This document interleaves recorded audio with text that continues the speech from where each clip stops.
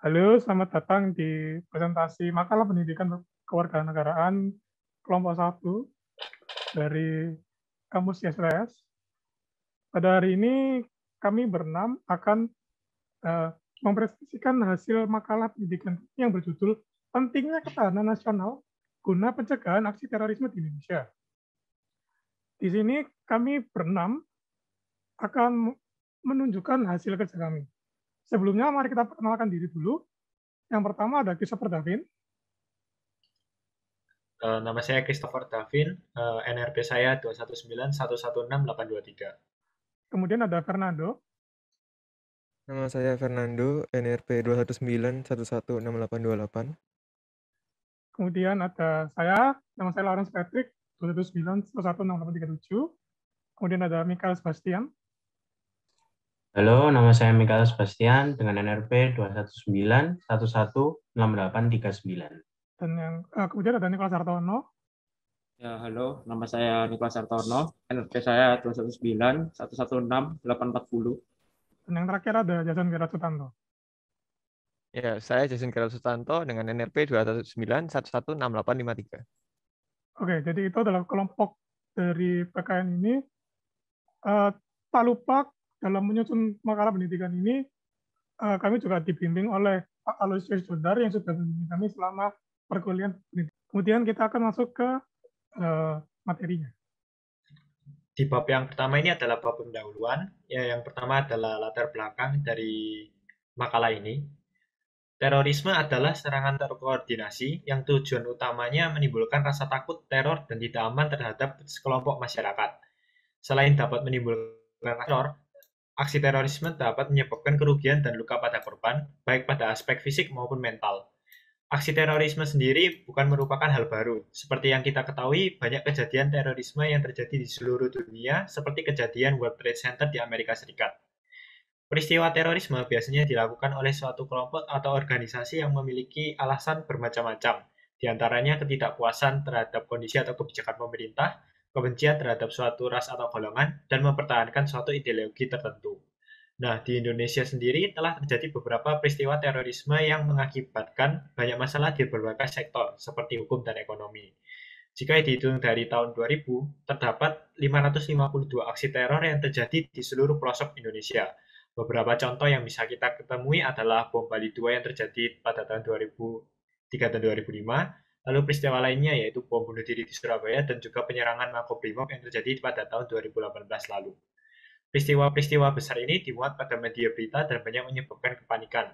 Contoh dari kepanikan terdapat di media sosial dan tutupnya sekolah-sekolah pada pasca kejadian. Demi menanggulangi aksi terorisme seperti yang telah disebutkan, Indonesia berperan aktif dalam upaya penanggulangan terorisme, seperti melakukan kerjasama dengan CTITF, lalu ada TPP UNODC, dan banyak organisasi internasional lainnya. Indonesia juga menggarisbawahi pentingnya hukum internasional dalam penanggulangan terorisme internasional. Selain hubungan internasional, penanganan terorisme pada tingkat nasional atau dalam negeri juga dilakukan. Indonesia telah meluncurkan blueprint deradikalisasi dan mendirikan pusat deradikalisasi bagi narapidana teroris. Selain itu, pencegahan juga dapat dilakukan sejak dini, seperti edukasi dan bimbingan mengenai terorisme yang tepat. Bimbingan ini dikhususkan untuk anak-anak serta pelajar di seluruh tingkat di Indonesia menjadi salah satu aspek yang penting yang dapat mengurangi kemungkinan timbulnya bibit terorisme di masa yang akan datang. Berikutnya adalah rumusan masalah. Jadi kita merumuskan masalah yang akan kita pecahkan di makalah ini. Yang pertama adalah apa itu terorisme, lalu apa saja bentuk atau jenis terorisme, lalu bagaimana dampak terorisme di Indonesia, apa saja kasus-kasus terorisme yang terjadi di Indonesia, lalu bagaimana penanganan hukum kasus terorisme di Indonesia, dan yang terakhir adalah bagaimana cara pencegahan terorisme di Indonesia. Tujuan dari dibuatnya makalah ini adalah pembaca dapat memahami apa itu terorisme, lalu agar pembaca dapat memahami apa saja bentuk atau jenis terorisme, lalu pembaca dapat memahami dampak terorisme di Indonesia, lalu memahami kasus-kasus terorisme di Indonesia. Yang kelima adalah pembaca dapat mengetahui penanganan kasus terorisme di Indonesia, dan yang terakhir adalah pembaca dapat memahami cara pencegahan terorisme di Indonesia. Oke, sekarang masuk ke bab yang kedua, yaitu kajian teori. Yang berisikan yang pertama adalah pengertian terorisme. Pengertian terorisme sendiri ada yang mengartikan sebagai suatu kegiatan dengan kekerasan atau ancaman kekerasan baik yang menyangkut fisik atau non-fisik untuk menimbulkan ketakutan atau korban fisik atau jiwa. Namun pengertian tersebut cenderung bersifat menyederhanakan persoalan sehingga belum bisa memberikan batasan yang pengertian yang jelas. Terlihat di sini betapa susahnya dalam menentukan suatu batasan untuk pengertian terorisme. Para ahli juga mengakui sulitnya membuat batasan tentang terorisme. Salah satunya adalah ahli hukum internasional UI atau Universitas Indonesia, Bapak Hikmahanto Yuwono, mengatakan meskipun secara faktual dapat dirasakan dan dapat dilihat adanya karakteristik tertentu dari terorisme, terorisme sendiri memiliki beberapa karakteristik yang setidaknya meliputi penyerangan dengan kekerasan yang bersifat sembarangan atau membabi buta, dilakukan dengan tujuan pemerintah tertentu, tunduk dengan keinginan sang teroris, dan biasanya dilakukan di tempat-tempat sipil atau kepada orang sipil. Sampai saat ini, pengertian terorisme dan kejahatan terorisme masih beragam. Bahkan Amerika Serikat sendiri, yang paling getol dalam mengkampanyekan gerakan terorisme, ternyata belum mempunyai definisi yang jelas mengenai terorisme. Definisinya masih beragam dan kadang kalau rancu. Sebutan teroris dan terorisme merupakan istilah yang berasal dari kata Latin terere, yang memiliki arti membuat gemetar dan menggetarkan. Dalam pengertian etimologi terorisme memiliki arti menakut-nakuti. Menurut bahasa Indonesia, terorisme itu berasal dari kata teror. Jika dilihat melalui Kamus Besar Bahasa Indonesia, teror memiliki arti kata usaha untuk menciptakan ketakutan, kengerian, dan kekejaman oleh seseorang atau golongan tertentu. Jadi dapat disimpulkan, sebenarnya sampai dengan saat ini belum ada persetujuan secara resmi dan global mengenai apa definisi dari terorisme. Tetapi seperti yang bisa kita lihat, terorisme dapat diartikan sebagai suatu tindakan pencucian otak kepada beberapa orang korban yang kurang berdaya untuk memberi ancaman kepada pemerintah serta menakut-nakuti warga sekitar hanya untuk kepuasan pribadi petinggi yang mengepalai aksi terorisme. Yang adalah dasar hukum. Nah, dasar hukum yang pertama diambil dari Undang-Undang Republik Indonesia Nomor 5 Tahun 2018 tentang perubahan atas Undang-Undang Nomor 15 Tahun 2003 tentang penetapan peraturan pemerintah pengganti Undang-Undang Nomor 1 Tahun 2002 tentang pemberantasan tindak pidana terorisme menjadi undang-undang. Dimulai dari pasal yang pertama. Dalam undang-undang ini dimaksud dengan yang pertama, tindakan pidana terorisme adalah segala perbuatan yang memenuhi unsur-unsur tindak pidana sesuai dengan ketentuan dalam undang-undang ini. 2. Terorisme adalah perbuatan yang menggunakan kekerasan atau ancaman kekerasan yang menimbulkan suasana teror atau rasa takut secara meluas yang dapat menimbulkan korban yang bersifat massal dan atau menimbulkan kerusakan atau kehancuran terhadap objek vital yang strategis, lingkungan hidup, fasilitas publik, atau fasilitas internasional dengan motif ideologi, politik, atau gangguan keamanan. Yang ketiga, kekerasan adalah setiap perbuatan penyalahgunaan kekuatan fisik dengan atau tanpa menggunakan sarana secara melawan hukum dan menimbulkan bahaya bagi badan, nyawa, dan kemerdekaan orang, termasuk menjadikan orang pingsan atau tidak berdaya. Yang keempat, ancaman kekerasan adalah setiap perbuatan secara melawan hukum berupa ucapan, tulisan, gambar, simbol, atau gerakan tubuh, baik dengan maupun tanpa menggunakan sarana dalam bentuk elektronik atau non-elektronik, yang dapat menimbulkan rasa takut terhadap orang atau masyarakat secara luas atau mengekang kebebasan hakiki seseorang atau masyarakat. Dan yang kelima, bahan peledak adalah semua bahan yang dapat meledak, semua jenis mesin, bom, bahan pembakar, ranjau, granat tangan, dan atau semua bahan peledak dari bahan kimia atau bahan lain yang dipergunakan untuk menimbulkan ledakan. Yang keenam, harta kekayaan adalah semua benda bergerak atau benda tidak bergerak, baik yang berwujud maupun yang tidak berwujud. Dan yang ketujuh, objek vital yang strategis adalah kawasan tempat lokasi, bangunan, atau yang instalasi yang A. Menyangkut hajat hidup orang banyak, harkat dan martabat bangsa. B. Merupakan sumber pendapatan negara yang mempunyai nilai politik, ekonomi, sosial, dan budaya. Atau C. Menyangkut pertahanan dan keamanan yang sangat tinggi. Dan ke-8, fasilitas publik adalah tempat yang dipergunakan untuk kepentingan masyarakat secara umum. Setiap orang Dan 9, setiap orang adalah orang perseorangan atau korporasi.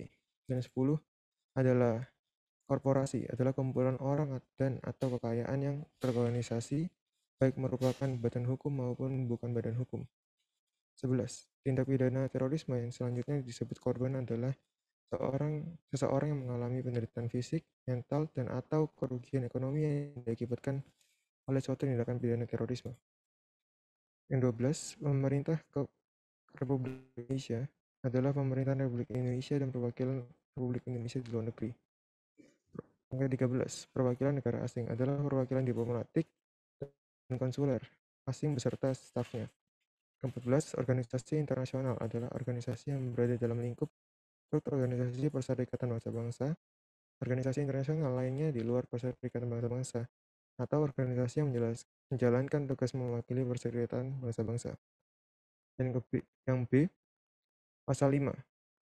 Tindakan pidana terorisme yang diatur dalam undang-undang ini harus dianggap bukan untuk tindak pidana politik dan dapat diekstradisi atau dimintakan bantuan timbal balik sebagaimana diatur dalam ketentuan peraturan perundang-undangan. Terus selanjutnya, C, pasal 12B. Pertama, setiap orang dengan sengaja menyelenggarakan, memberikan, atau mengikuti pelatihan militer, pelatihan paramiliter, atau pelatihan lain, baik di dalam negeri maupun di luar negeri, dengan maksud merencanakan, mempersiapkan, atau melakukan tindak pidana terorisme, dan atau ikut berperang di luar negeri untuk tindak pidana terorisme, akan dipidana dengan pidana penjara paling singkat 4 tahun dan paling lama 15 tahun. Kedua, setiap orang yang dengan sengaja merekrut, menampung, atau mengirim orang untuk mengikuti pelatihan sebagaimana dimaksud pada ayat 1 akan dipidana dengan pidana penjara paling singkat 4 tahun dan paling lama 15 tahun. Setiap orang yang dengan sengaja membuat, mengumpulkan, dan atau menyebarluaskan tulisan atau dokumen, baik elektronik maupun non-elektronik, untuk digunakan dalam pelatihan sebagaimana dimaksud pada ayat 1 akan dipidana dengan pidana penjara paling singkat 3 tahun dan paling lama 12 tahun penjara. 4. Setiap warga negara Indonesia yang dijatuhi pidana terorisme sebagaimana dimaksud pada ayat 1 sampai dengan ayat 3 dapat dikenakan pidana tambahan berupa pencabutan hak untuk memiliki paspor dan pas lintas batas dalam jangka waktu paling lambat 5 tahun. 5. Pelaksanaan pidana tambahan sebagaimana dimaksud pada ayat 4 dilakukan setelah terpidana selesai menjalani pidana pokok. Kemudian D, pasal 28.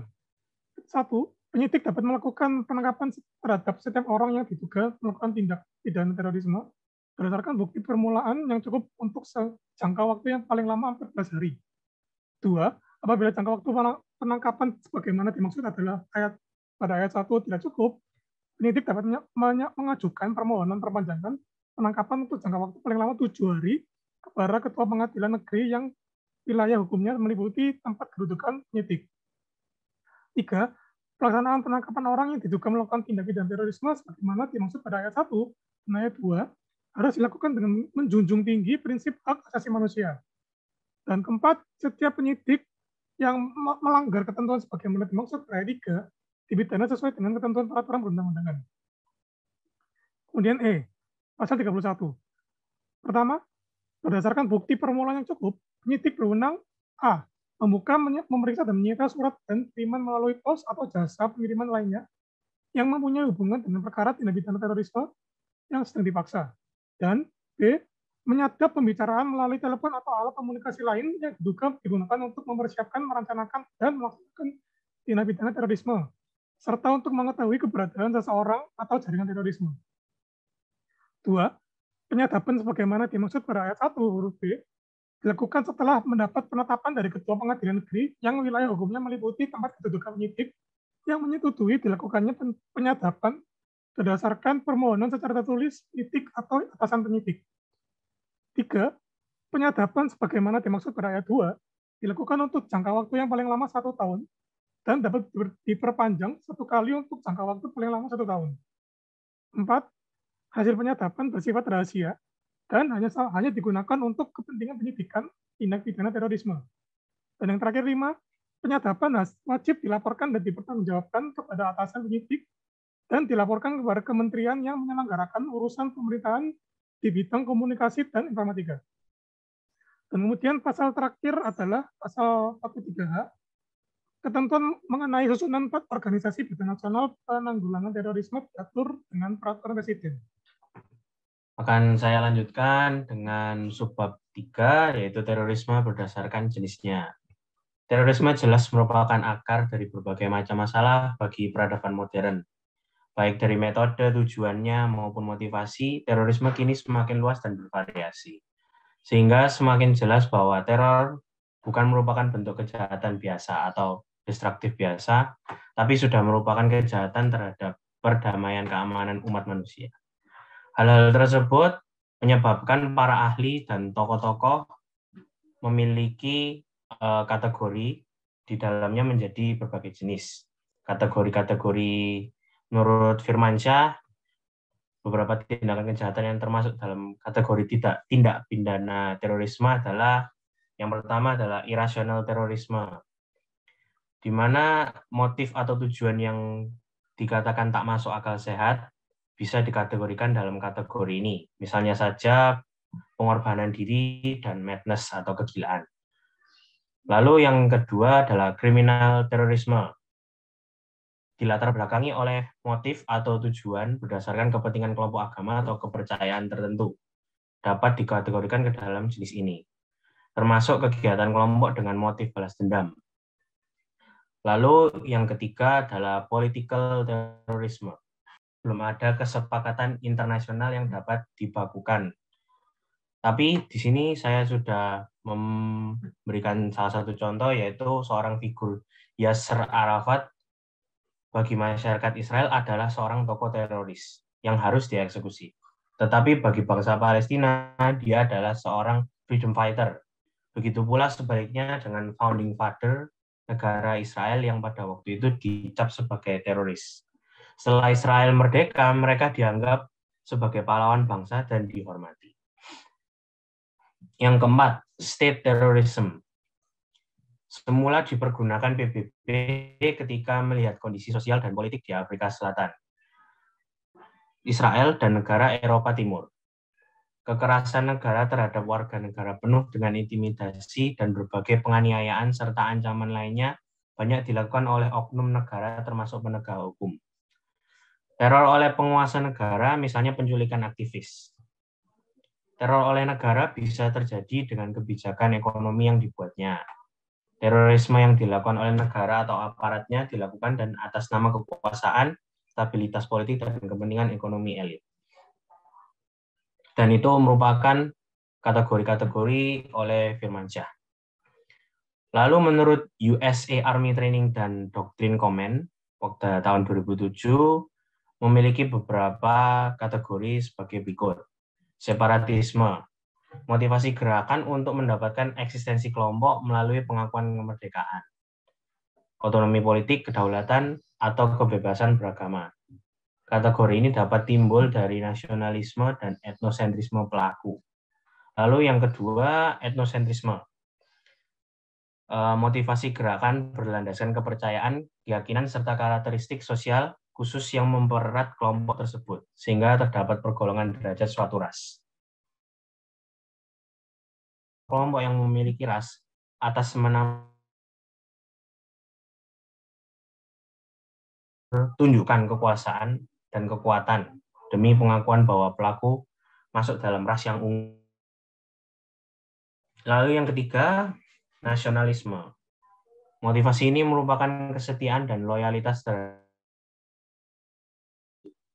paham tersebut tidak dapat dipisahkan dengan kesatuan budaya. Lalu yang keempat, evolusioner. Motivasi ini merupakan dedikasi untuk melakukan perubahan atau menggulingkan pemerintahan dengan politik dan struktur sosial yang baru. Gerakan ini identik dengan idealisme dan politik komunisme. Lalu menurut the US Nation Advisory Committee dalam The Report of the Task Force in Disorder dan Terorisme, bentuk gerakan terorisme itu antara lain sama seperti yang sebelum-sebelumnya disebutkan, terorisme berdasarkan politik adalah bentuk terorisme yang dirancang untuk menimbulkan ketakutan di kalangan masyarakat dengan tujuan politik. Lalu Untuk yang non-politik adalah bentuk terorisme dengan kekerasan dan ancaman yang bertujuan untuk menimbulkan ketakutan di kalangan masyarakat dengan tujuan tertentu, seperti motif ekonomi, balas dendam, penyelamatan, maupun semata-mata karena kegilaan. Lalu dilanjutkan dengan terorisme pura-pura, di mana kegiatan insidental guna melakukan kejahatan kekerasan yang bentuk dan caranya menggunakan metode teror untuk mendapatkan uang tebusan seperti kasus pembajakan pesawat dan menculikan tokoh terkenal yang tidak berdasarkan pada motivasi ideologis. Terorisme politik terbatas adalah gerakan teror yang dilakukan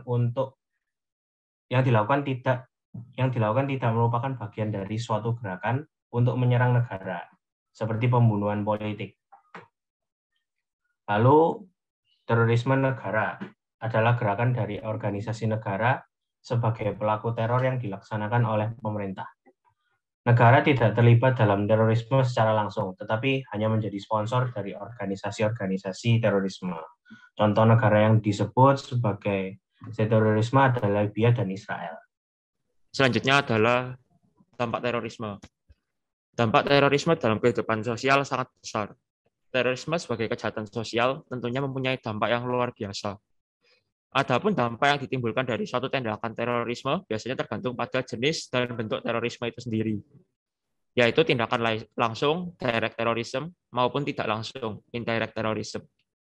Oleh karenanya, ada beberapa unsur dampak yang bisa ditimbulkan dari tindakan terorisme, antara lain dampak psikologis, ekonomis, disintegrasi, dan kekosongan kekuasaan, vacuum of power. Terorisme sendiri pada akhirnya juga akan menghasilkan berbagai dampak, baik negatif maupun positif bagi masyarakat. Dampak negatif tersebut selain kerusakan fisik, mental, serta sosial masyarakat secara umum, juga akan merusak sektor ekonomi dan sektor pariwisata wilayah sasaran. Isu keamanan sangat berpengaruh dalam sektor pariwisata, karena dapat menyebabkan wisatawan enggan berkunjung ke wilayah yang terjadi aksi teror. Masih hangat dalam ingatan bagaimana sektor pariwisata di Bali begitu terpuruk karena penurunan jumlah wisatawan yang berkunjung pasca bom Bali 1 dan 2. Hal itu juga yang terjadi di kota Solo pasca rentetan aksi teror beberapa bulan lalu, yang menyebabkan pembatalan dan pemunduran jadwal kunjungan wisatawan di kota Solo, yang diungkapkan oleh salah satu biro perjalanan di Solo, yaitu manajer Mandiratur Ponco Akhiryanto. Dampak negatif terorisme juga mengancam sektor ekonomi, khususnya dalam investasi. Sangat mungkin para investor menjadi ragu berinvestasi karena faktor keamanan yang tidak terpenuhi. Senada dengan hal tersebut, Wakil Ketua Bidang Penguatan dan Pengembangan Ekonomi Daerah Kamar Dagang dan Industri, Surakarta, Lilik Setiawan, mengatakan fenomena terorisme Solo mulai berdampak pada sektor TTI, yaitu Tourism, Trading, and Investment, yang pasti akan terpukul. Kalau tidak, bisnis pariwisata mandek, tidak akan tercipta transaksi perdagangan. Hal ini akan berdampak pada investasi yang tersendat.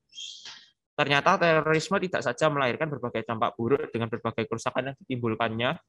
Di lain sisi, terorisme juga dapat melahirkan dampak positif. Dampak positif yang dimaksud adalah lahirnya refleksivitas, yang juga merupakan salah satu konsep masyarakat risiko back. Ia menamakan masyarakat risiko tersebut muncul dalam modernitas refleksif yang merupakan proses individualisasi yang kini terjadi di Barat. Di dalamnya agen-agen semakin bebas dari paksaan struktural dan karenanya semakin mampu menciptakan secara refleksif diri mereka sendiri dan masyarakat di mana mereka hidup. Refleksivitas memungkinkan seseorang untuk mempertanyakan pada dirinya sendiri dan resiko yang dihasilkannya.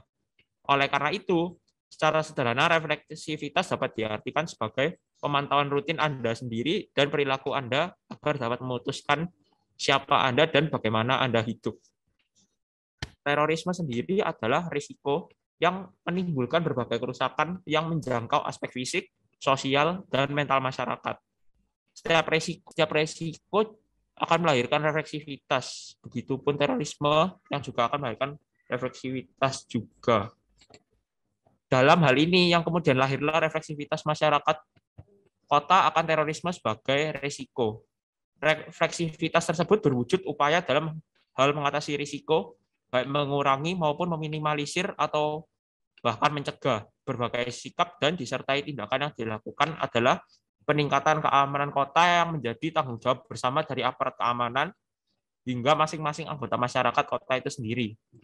Contoh dari refleksivitas tersebut seperti mengadakan operasi keamanan yang dilakukan aparat keamanan terkait tiap waktu tanpa hanya menunggu momen tertentu, seperti hanya dilakukan pasca adanya aksi teror atau saat penangkapan terduga teroris.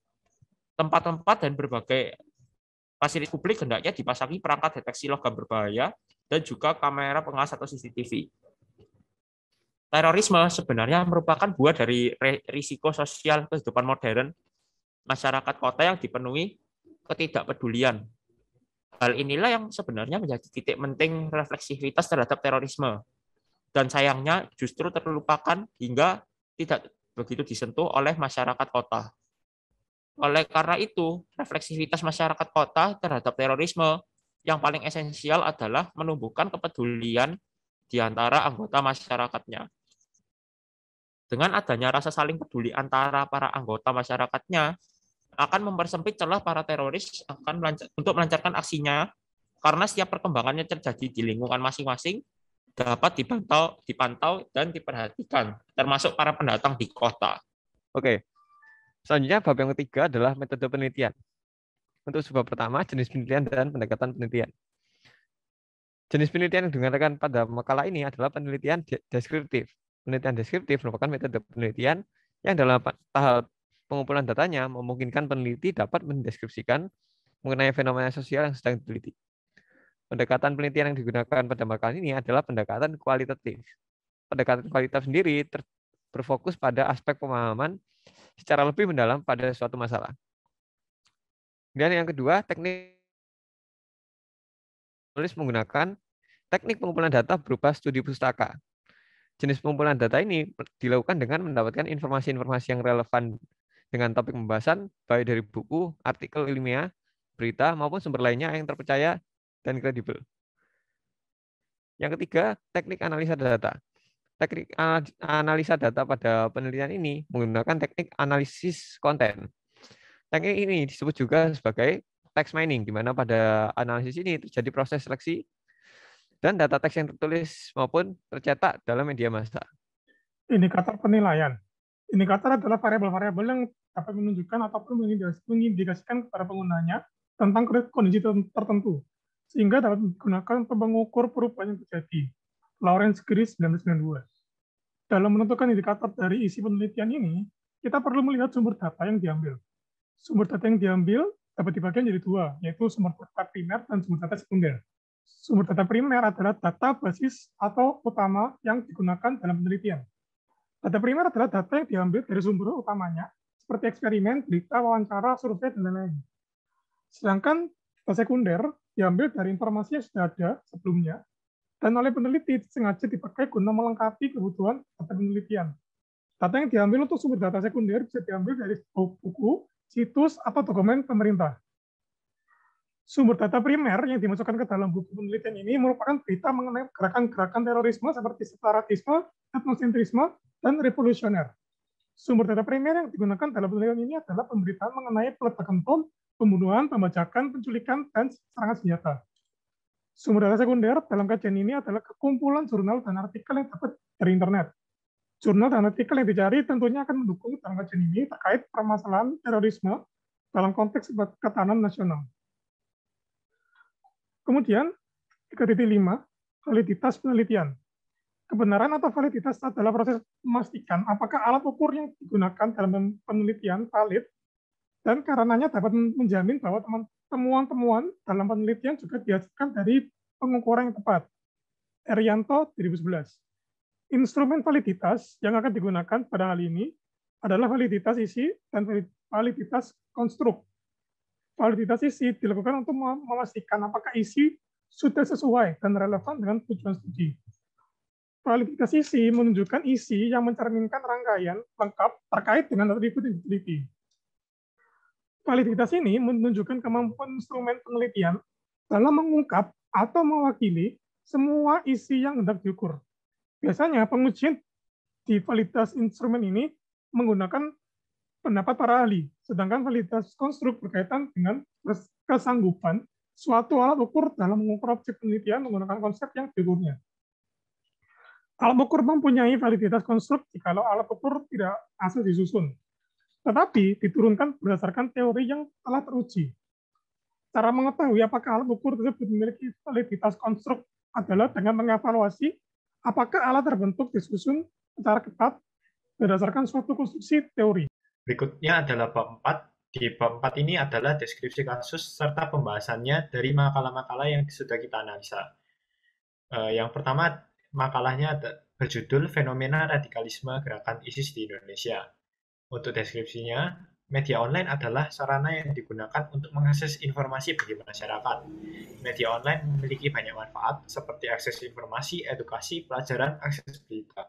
Media online sudah tidak asing lagi bagi masyarakat Indonesia. Meskipun memiliki kelebihan, media online juga memiliki konten negatif seperti radikalisme. Radikalisme adalah prinsip atau doktrin politik yang mengakar. Radikalisme adalah suatu paham yang menghendaki adanya perubahan pergantian terhadap suatu pemerintahan, di mana setiap aksinya mengandalkan kekerasan dan pemaksaan kehendak. Radikalisme memiliki sejarah yang timbul bersama dengan sikap fanatik, intoleran, dan eksklusif seperti ditampakkan pada kaum Khawarij pada abad pertama Hijriah. Ciri-ciri radikalisme yaitu memperjuangkan Islam secara kafah atau hukum negara, mendasarkan praktek keagamaan berdasarkan orientasi masa lalu, cenderung memusuhi Barat, dan perlawanan terhadap liberalisme Islam yang tengah berkembang di Indonesia. Tujuan utamanya adalah kekuasaan dan penguasaan politik dengan memanfaatkan golongan-golongan dan kelompok-kelompok primordial. Salah satu organisasi yang terkenal atau identik dengan radikalisme adalah ISIS. Kelompok ini berpedoman pada ajaran dan prinsip-prinsip jihad global. Fenomena ISIS adalah salah satu isu yang banyak diperbincangkan di Indonesia sejak kemunculannya diketahui oleh masyarakat Indonesia melalui media berita dan video yang diunggah di YouTube dengan berupa dukungan ataupun ancaman. Dukungan terhadap organisasi ini menjelaskan bahwa ada beberapa atau sekelompok warga Indonesia yang bergabung dengan kelompok ISIS di Indonesia dan mengaku sebagai kelompok ISIS. Ada juga masyarakat Indonesia yang sudah berangkat ke Irak dan Suriah. Beberapa situs berita internasional bahkan menjelaskan bahwa kebanyakan dukungan luar berasal dari negara Indonesia. Dukungan ini juga berasal dari napi yang pernah terkait dengan kasus terorisme seperti Abu Bakar Ba'asyir dan Amir serta Santoso. Untuk pembahasan kasus dari makalah yang ini adalah pada hasil studi ditemukan bahwa semenjak kemunculannya di Indonesia, gerakan ISIS lebih dikenal sebagai kelompok radikal yang berkedok agama. Tindakan dan ajaran kelompok ini dianggap sebagai ancaman terhadap 4 pilar kebangsaan, yakni Pancasila, UUD 1945, Bhinneka Tunggal Ika, dan NKRI itu sendiri. Hal ini disebabkan karena ISIS berusaha untuk mengubah dasar negara Indonesia menjadi dasar negara sesuai dengan ajaran Islam dan mencoba mengubah Indonesia menjadi negara agama Islam. Pada analisis berita pada media online, gerakan radikalisme ISIS menyatakan bahwa Pancasila adalah dasar negara yang dianggap berhala. Kelompok ini mencoba untuk mengganti Pancasila sebagai ideologi negara dan pilar kebangsaan. Selanjutnya, hukum yang diterapkan kelompok ini bertentangan dengan UUD 1945. Kelompok ini berusaha untuk menegakkan hukum Islam berdasarkan kekhalifahan dengan keberadaan ISIS mengancam bagi UUD 1945. Semboyan yang dipakai negara Indonesia adalah Bhinneka Tunggal Ika. Indonesia memiliki perbedaan yang beragam mulai dari suku, agama, ras, dan golongan. Tentunya hal ini bertentangan dengan ideologi yang dianut oleh kelompok ISIS. ISIS dapat mengancam umat non-Islam maupun Muslim yang tidak sepaham dengan kelompok mereka. Hal ini dapat menimbulkan perpecahan akibat sikap intoleran. Dikarenakan alasan-alasan tersebut, negara memiliki kewajiban untuk mengambil langkah-langkah pencegahan yang dapat digunakan agar gerakan ISIS tidak berkembang dan menjamah Indonesia. ISIS sendiri merupakan ancaman bagi 4 pilar kebangsaan. Hal ini dapat menjadi masalah yang besar apabila tidak teratasi secara maksimal. Makalah berikutnya berjudul Pendidikan Kewarganegaraan sebagai upaya internalisasi nilai toleransi dalam mencegah potensi radikalisme di Universitas Pendidikan Indonesia. Intoleransi di Indonesia adalah hal yang tidak asing terdengar di masyarakat Indonesia dan termasuk salah satu ancaman pada stabilitas nasional. Masalah ini masih belum berakhir. Salah satu fluktuasi fenomena yang terjadi akhir-akhir ini adalah radikalisme. Salah satu faktor pendorong radikalisme dan terorisme adalah perekrutan organisasi terorisme yang menyasar kalangan terdidik, salah satunya adalah universitas atau perguruan tinggi. Nilai toleransi adalah suatu hal yang penting bagi bangsa Indonesia.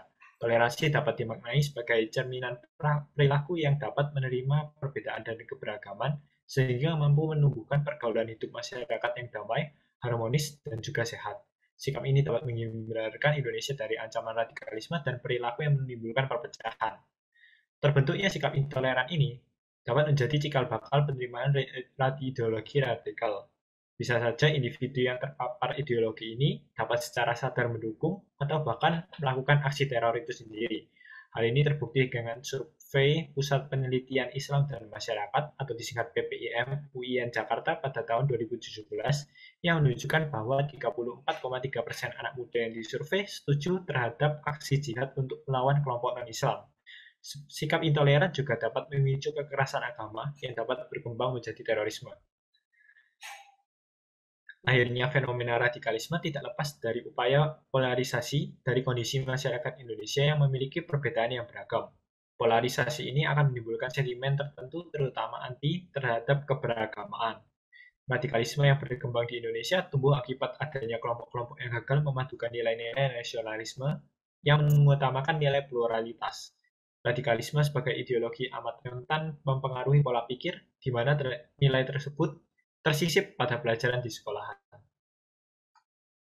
Badan Nasional Penanggulangan Terorisme melaporkan bahwa pada 2017, sebanyak 39% pelajar di 15 provinsi Indonesia menyatakan minatnya pada radikalisme.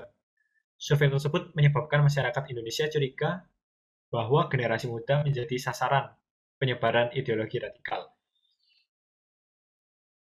Kampus menjadi lokasi utama untuk melakukan penyebaran tersebut. Pendidikan memiliki peranan penting supaya menjadi upaya preventif untuk menangkal ancaman radikalisme di perguruan tinggi.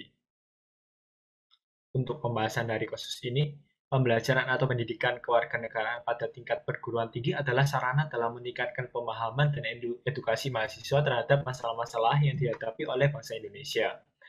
Hal ini akan menyebabkan mahasiswa menunjukkan keterlibatan dan kesadaran, serta tanggung jawab untuk memperbaiki kualitas hidup sosial dan politik.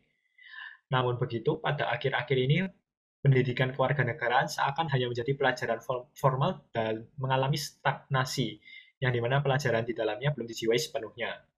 Pendidikan kewarganegaraan adalah salah satu bentuk kontranarasi radikalisme yang penuh dengan ujaran kebencian, permusuhan, dan juga intoleransi. Ajaran tersebut dapat dicegah dengan adanya ajaran rasa saling menghargai dan menghormati sesuai dengan semboyan negara Bhinneka Tunggal Ika dan juga ideologi bangsa Indonesia, yaitu ideologi Pancasila. Materi-materi lainnya yang dapat menunjang contohnya hak asasi manusia, pendidikan nilai, pendidikan multikultural, dan wawasan kebangsaan. Dengan adanya pendidikan ini, diharapkan mahasiswa dapat mewujudkan kehidupan yang harmonis, solid, aman, nyaman, dan damai di tengah perbedaan agama, suku, bangsa, dan antar golongan. Makalah yang berikutnya berjudul Respons Pemerintah Lokal Terhadap Ancaman Terorisme Global, Kasus ISIS di Kota Malang. Di Indonesia, masuknya ideologi untuk mendirikan negara Islam sebenarnya bukan sesuatu yang masih baru. Menurut juru bicara BNPT, paham seperti ISIS adalah paham yang sudah berkembang dalam jangka waktu yang cukup lama. Eksistensi ISIS ini terdapat juga di Kota Malang. Menurut catatan Bakes Bangpol, indikasi paham radikal di Kota Malang telah terdeteksi dan dipantau. Paham-paham tersebut bergerak di bawah tanah sehingga sulit dideteksi. Kemunculan ISIS menjadi momentum bagi pemerintah Kota Malang untuk secara tegas mengantisipasi ancaman bagi persatuan bangsa. Perkembangan ini dimulai pada 15 Juli 2014 dengan mulai beredarnya pamflet berisi undangan Ansarul Khilafah Jatim terkait sosialisasi dan dukungan adat Daulah Islamiyah. Selain diedarkan pada media sosial, pamflet ini juga disebarkan beberapa kampus di Kota Malang. Acara tersebut digelar pada 20 Juli 2015 di Masjid Jami Sulaiman Al-Hunaisil di Dusun Sempu, Kecamatan Dau, Kabupaten Malang. Terlaksananya kegiatan ini merupakan isu ISIS yang mengemuka di Kota Malang. Pada awal 2014 juga terdeteksi simpatisan ISIS di sebuah rumah di Kecamatan Klojen. Rumah tersebut memasang bendera ISIS dan stiker ISIS pada jendela rumah. Pihak berwajib telah melakukan pendekatan persuasif dan pemilik rumah telah melepas atribut-atribut tersebut. Eksistensi jaringan ISIS semakin terbukti dengan tertangkapnya 3 orang jaringan ISIS pada 25 Maret 2015. Indikasi-indikasi tersebut menjadikan ISIS sebagai target terhadap perhatian serius Pemkot Malang dan pihak berwajib lainnya. Pembahasan kasus untuk makalah ini, yakni Pemkot Malang memandang eksistensi ISIS sebagai ancaman bagi integrasi bangsa dan mengancam keamanan dan ketertiban masyarakat. ISIS dipandang sebagai bentuk radikalisme yang tidak sejalan dengan hakikat agama Islam yang cinta damai. Sehubungan dengan informasi Pemkot Malang mengenai ISIS, Pemkot memiliki jaringan informasi yang diwadahi Kominda. Berdasarkan keterangan Nurwawan, informasi mengenai pergerakan jaringan ISIS juga berasal dari keberadaan agen intelijen X. Agen ini diminta untuk bergabung dengan jaringan teroris sehingga informasi dapat berjalan 2 arah. Selain dengan pencarian informasi, Pemkot juga melakukan respon yang dapat dikategorikan dalam 2 bentuk, yakni persuasif dan represif. Pada 20 Juli 2014, pemerintah melakukan serangan balik dengan melakukan tindakan persuasif, yakni menggelar sosialisasi penamanan nilai-nilai sejarah, serta melakukan deklarasi penolakan keberadaan ISIS pada Kota Malang. Kegiatan lainnya seperti pertemuan umat beragama pada 31 Maret 2015. Hal ini bertujuan untuk melakukan sosialisasi kepada masyarakat dan waspada dini terkait keberadaan ISIS. Ancaman ISIS di Kota Malang tidak dapat dihadapi sendiri, butuh sinergitas dan kerjasama antara berbagai aktor dalam merespon ancaman. Maka dari itu dibutuhkan security governance, di mana terdapat integrasi antara aktor publik dan pemerintah. Contoh aktor publik dalam hari ini yaitu pemerintah, kepolisian, dan Kemenak, sedangkan contoh aktor privat yakni FKUB, MUI, NU, dan Muhammadiyah. Kerjasama yang baik antara kedua aktor ini dapat menimbulkan jaring yang baik bagi bibit-bibit terorisme khususnya ISIS. Oke, selanjutnya adalah 414, upaya penanggulangan tindak pidana terorisme di Indonesia. NKRI adalah negara kesatuan yang berdasarkan hukum dan memiliki tugas tanggung jawab yang memelihara kehidupan yang aman dan sejahtera. Nah, akhir-akhir ini pada marak kasus yang terjadi di seluruh dunia, bahkan Indonesia, yaitu terorisme. Penyebaran terorisme itu berdasarkan melalui media cetak, elektronik, maupun mulut ke mulut. Salah satu tindakannya adalah peledakan bom pada bom Bali. Tindakan terorisme ini merupakan tindak pidana internasional yang mempunyai jaringan luas dan mengancam perdamaian dunia. Diperlakukan suatu langkah penanggulangan yang tepat oleh pemerintah. Perang melawan terorisme merupakan tantangan besar bagi dunia pasca Perang Dingin. Pemerintah di dalam negara tak luput dari ancaman munculnya gerakan-gerakan aksi terorisme yang berskala internasional. Maka dari itu perlunya penanggulangan tindakan pidana terorisme di Indonesia agar terorisme tidak mengancam ketentraman dan kedamaian Indonesia. Pembahasan dari ini, terorisme sudah menjadi fenomena modern dan telah menjadi fokus perhatian negara di dunia. Nah, pemahaman ini berdasar dan sangat penting dikuasai sebelum menangani hal tentang terorisme. Ketidakpahaman tentang definisi terorisme dapat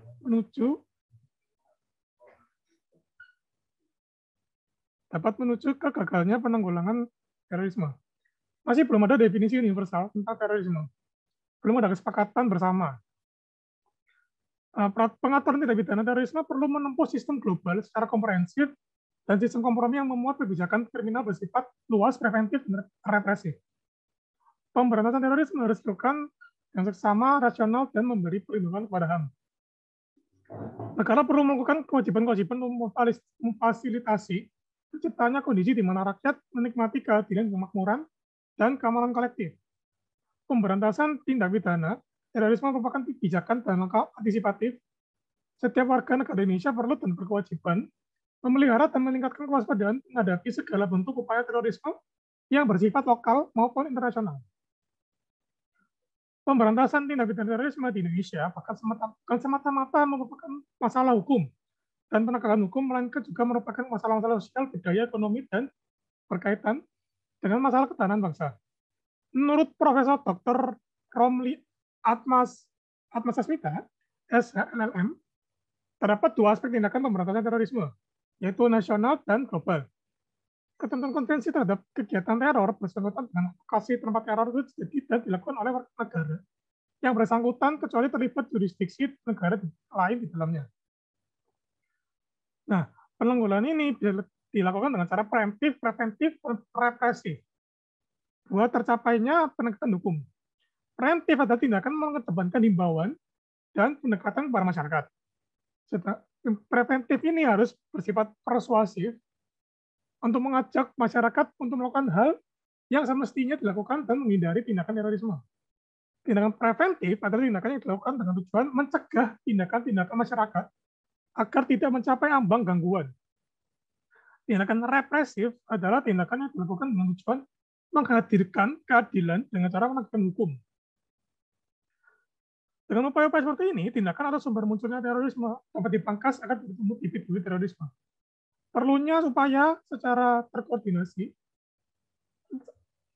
lintas instansi nasional dan secara simultan dengan langkah-langkah sebelumnya dengan bersama dalam satu negara maupun dunia. Perlu diingat bahwa langkah-langkah yang dilakukan ini tidak boleh diskriminatif. Siapapun yang berlaku perbuatan teror akan diperlakukan sama sesuai perbuatannya dan tanpa melihat latar belakang apapun. Kemudian, makalah selanjutnya adalah strategi pemahaman menghadapi paham radikalisme terorisme atau ISIS. Terorisme hanya terkait tentang pelaku, kelompok, dan jaringannya. Namun tumbuh subur terorisme di kalangan masyarakat selalu didasari dari tindakan yang menyerang keyakinan dan memberi doktrin salah ke masyarakat. Aksi terorisme sudah muncul semenjak bom Bali 1 pada tahun 2001 di Legian Bali. Aksi terorisme ini terus memarak dengan berbagai kelompok terorisme yang bermunculan. Setelah Al-Qaeda, muncullah kelompok ISIS atau Islamic State of Iraq dan Syria yang mengejutkan dunia dengan aksi terorisme brutal dan mampu mengambil anggota. ISIS awalnya hanyalah kekuatan milisi nasional yang tidak puas dengan pemerintahan di Irak. Seiring berkembangnya zaman, gerakan ini terus membuat kekerisuan dengan membesar kawasan teritorial ISIS. ISIS telah berpengaruh ke tokoh-tokoh radikal di Asia Tengah seperti Kyrgyzstan, Tajikistan, dan Turkmenistan. Di Indonesia, ISIS masuk melalui tokoh-tokoh dan kelompok radikal lama. Pada selang waktu 2001 hingga Oktober 2014, diperkirakan ada sekitar 15.000 orang seluruh dunia yang bergabung dengan ISIS. Dengan masuknya ISIS ini, penanggulangan terorisme perlu digalakkan dengan berbagai cara. Pemerintah membentuk BNPT atau Badan Nasional Penanggulangan Terorisme yang ada pada tahun 2012. Badan tersebut memiliki 3 kebijakan, yaitu bidang pencegahan, perlindungan, dan deradikalisasi, bidang pendidikan dan pembinaan, dan bidang kerjasama internasional. Oke, untuk pembahasannya, strategi menghadapi radikalisme terorisme atau ISIS. ISIS memiliki ideologi yang seperti Al-Qaeda, berpemahaman takfiri, menekankan khalifah Islam dan kekerasan. Bedanya, Al-Qaeda menempatkan sekutu di Barat sebagai musuh, sedangkan ISIS menempatkan semua yang menghalangi gerakan-gerakannya. Nah, ISIS memiliki memeluk banyak tokoh-tokoh masyarakat seperti Oman Abdurrahman dan Santoso. Kelompok-kelompok radikal lama yang sudah lama tidak aktif pun mendukung ISIS dan bergabung seperti Mujahidin Indonesia Timur, KUIB, Asyabab Tauhid Indonesia, Mimbar Tauhid, Wal Jihad, dan lain-lainnya. Bahkan pada Oktober 2014 dibentuk IS Melayu atau Katibah Ridaulah di Suriah oleh Bahrum Syah dan Abu Jandal yang mengumpulkan hingga 100 orang dari Indonesia dan Malaysia. Dalam penyebaran agamanya, ISIS memanfaatkan teknologi internet sebagai media guna banyak orang termakan ajarannya. ISIS juga melakukan seperti menggunakan media sosial Twitter untuk mengicaukan gerakan ISIS mereka. Pada 2015, ISIS telah mengicaukan sebanyak 112.075 kicauan di dunia dan 21.722 di Indonesia sendiri. Dan sekitar 20% dari total tweet di dunia. YouTube pun menjadi media lain untuk menargetkan jenderal-jenderal TNI atau Polri. ISIS pun mengancam apabila tidak ada yang sepaham dengan mereka dapat membantai orang tersebut. Penangkalan propaganda ini terus dititik beratkan ke pikiran masyarakat itu sendiri. Pemuda-pemuda biasanya menjadi sasaran empuk dari mereka yang merasa tidak puas dan mudah parah terhadap kondisi sosial maupun pemerintahan. Kesempatan ini dimanfaatkan oleh ISIS untuk merangkul mereka seolah-olah mereka mengerti apa yang dibutuhkan pemuda tersebut. Di sini pun ISIS dapat memanfaatkan para pemuda dapat melancarkan agenda kekerasannya. Upaya membentengi gerakan generasi muda dari pengaruh ajaran kekerasan harus menjadi tugas kita bersama. Terdapat banyak pihak penting yang mendukung melindungi generasi muda. Pertama adalah pendidikan. Dengan peran guru dan kurikulum pendidikan, generasi muda dapat memperkuat wawasan kebangsaan, sikap toleran, dan moderat. Kedua adalah peran keluarga, yang terutama orang tua. Kasih orang tua dan keluarga sangatlah memiliki peran penting agar generasi muda tidak lari ke tempat lain untuk mencari kasih tersebut. Selain itu, keluarga juga menjadi tempat curhat, konsultasi agar aspirasi penting tersalurkan. Dan yang ketiga adalah peran tokoh masyarakat di lingkungan masyarakat yang membuat ruang nyaman agar pemuda dapat nyaman di itu. Perlu ditanamkan jiwa nasionalisme terhadap NKRI, memperkaya keagamaan dan dekat dengan agama yang moderat dan toleran. Membangun koneksi yang sehat melalui komunitas offline maupun online dan menghindari ajakan, rayuan atau provokasi yang mengarahkan ke ajaran terorisme. Optimalisasi satuan kontraintelijen untuk menanggulangi aksi terorisme. Perkembangan teknologi, informasi, dan komunikasi di era globalisasi ini telah banyak mempengaruhi gaya hidup masyarakat. Kejahatan-kejahatan nasional terus bermunculan seperti terorisme yang dapat memasuki ke lapisan masyarakat Indonesia. Keberpihakan politik pemerintah terhadap kelompok tertentu yang rendahnya tingkat perekonomian dapat menyebabkan rendahnya kesejahteraan masyarakat dan dapat memicu maraknya aksi-aksi kekerasan. Dengan alasan untuk menegakkan keadilan bagi semua rakyat, kelompok terorisme pun memanfaatkan celah ini buat menjalankan aksi mereka untuk berbuat anarkis dan berujung aksi terorisme. Dalam menanggulangi hal ini, Indonesia membentuk usaha nasional bersama kontraintelijen.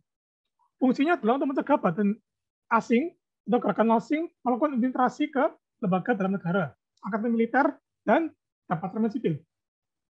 Segala bentuk infiltrasi meliputi spionase, terorisme, subversi, dan sabotase harus dicegah oleh kontraintelijen dengan cara segala upaya.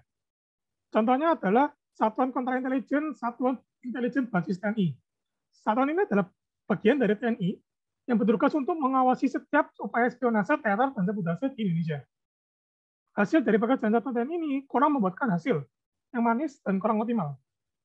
Optimalisasi dari kontraintelijen ini sangat diperlukan untuk memberantas aksi terorisme sehingga menunjang kesejahteraan dan kestabilan kehidupan di Indonesia. Oke. Pembahasan optimalisasi satuan kontraintelijen untuk menanggulangi aksi terorisme. Dalam mengoptimalkan SDM, intelijen khususnya kontraintelijen, sebelum mengoptimalkan perlu beberapa faktor yang diperhatikan, baik internal maupun eksternal. Pertama, evaluasi faktor eksternal. Berdasarkan hasil analisis dalam matrik EFE, diperoleh hasil skor peluang sebesar 1,277 dan skor ancaman sebesar 1,467.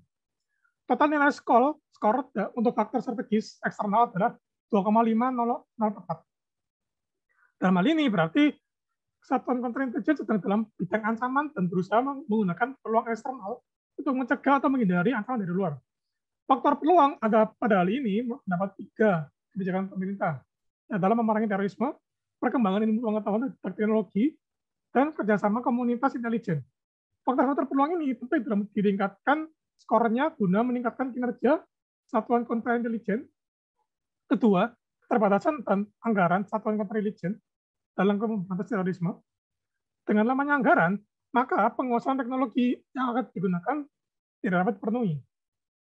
Berdasarkan hasil matrik internal eksternal, nilai total skor yang didapat adalah EFI adalah 3,229 dan EFE adalah 2,694. Didapati bahwa strategi yang digunakan satuan kontraintelijen ini adalah strategi stabilitas atau strategi yang terus mengembangkan program yang telah ada dan dititikberatkan pada peningkatan kemampuan kontraintelijen melalui teknologi dan pendidikan atau latihan intensif. Dalam hal ini, satuan kontraintelijen dapat menggunakan strategi lainnya. Pertama adalah strategi SO, di mana memanfaatkan semua kekuatan untuk memanfaatkan kesempatan yang besar untuk mengambil alih kekuasaan teknologi untuk mencegah terorisme. Kedua, dapat menggunakan strategi ST, di mana menggunakan kekuatan yang ada untuk menanggulangi ancaman terorisme. Peningkatan nasionalisme bangsa untuk menghadapi nasional perlu diganjar guna melindungi kesejahteraan nasional. Dan yang ketiga adalah strategi FBO, di mana meningkatkan peluang secara maksimal dengan minimalkan kelemahan yang ada. Perlunya satuan kontraintelijen untuk menjalin hubungan antar komunitas dan antar sarana-prasarana sangat penting dalam menanggulangi terorisme.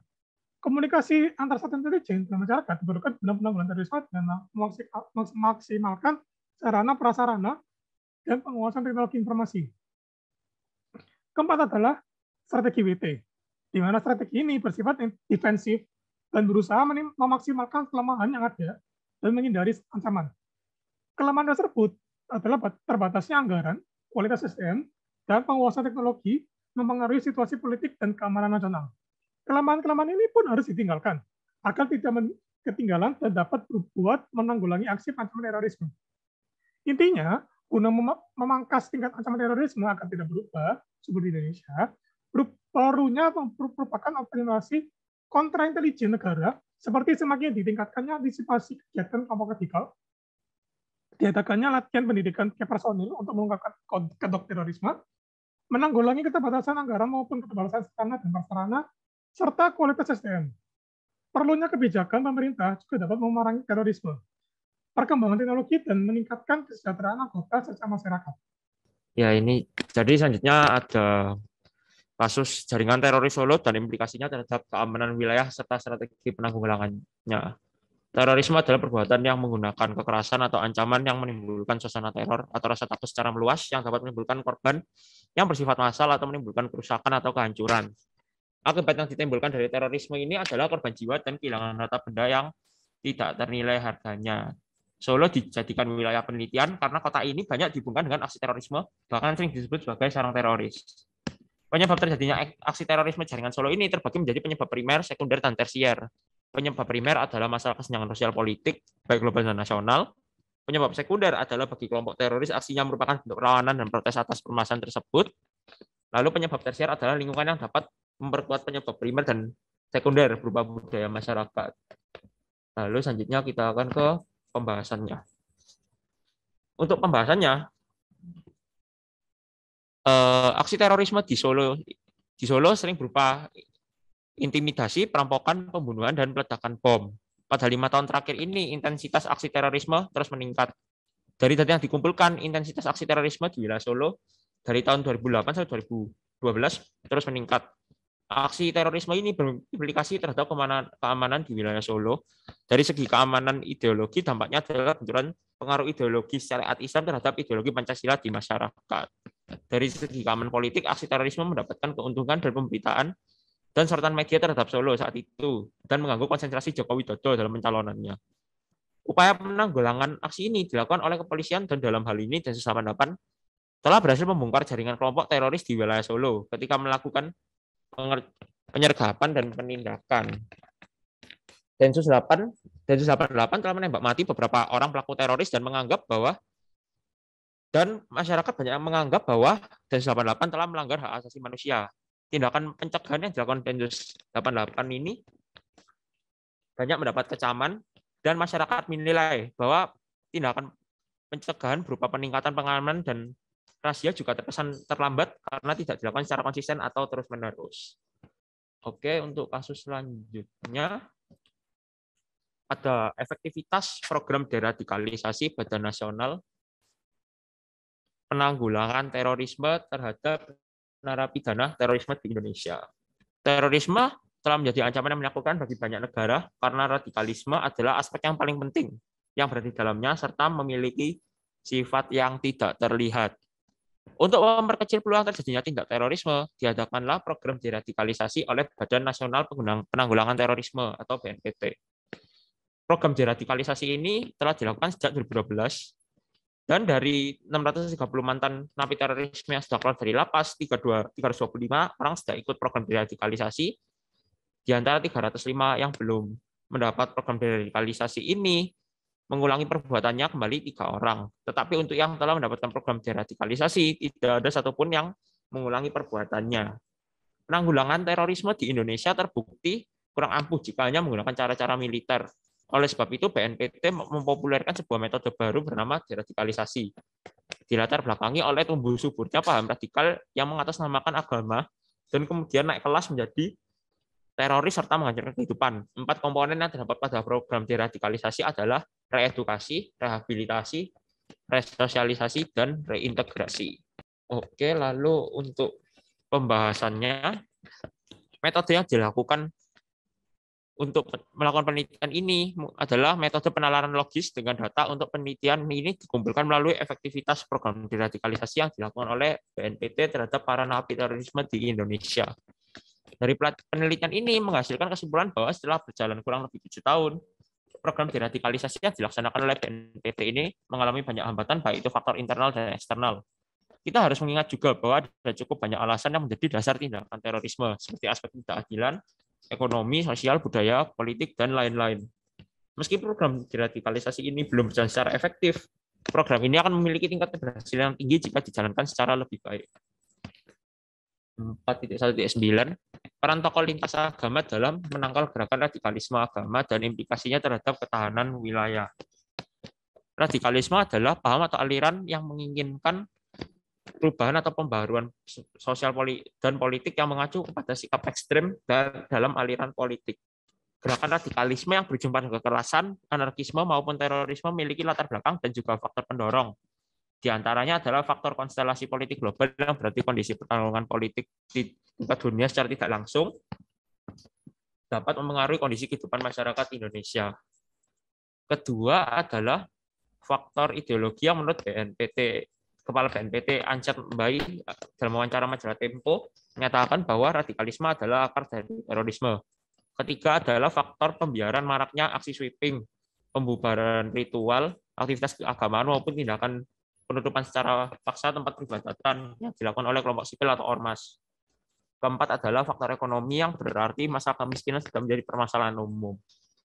Studi ini dilakukan dengan metode data kualitatif terhadap komunitas tokoh lintas agama di Kota Surakarta. Untuk penanggulangannya, radikalisme dapat diatasi dengan cara kekerasan, tetapi cara ini tidak dapat menyentuh akar permasalahan, sehingga diperlukan adanya upaya persuasif agar gerakan yang lebih radikal dapat dicegah. Oke, lalu untuk pembahasannya, tokoh lintas agama dapat berperan untuk menanggulangi radikalisme dengan bentuk kegiatan seperti menyelenggarakan acara temu antar tokoh, membina kerukunan umat beragama, membangun jaring komunikasi lintas agama, mengadakan pelatihan dan pendampingan, mengembangkan sinergitas dengan stakeholder kewilayahan. Pada umumnya, dua fungsi yang cukup sentral dari tokoh lintas agama adalah fungsi pemeliharaan ajaran agama dan fungsi pengembangan agama. Tetapi terdapat juga implikasi model peran tokoh lintas agama untuk menangkal gerakan radikalisme agar dapat mewujudkan ketahanan wilayah. Seperti terwujudnya jaring komunikasi lintas agama, terwujudnya kemitraan dengan stakeholder kewilayahan, dan memberikan modal bagi masyarakat.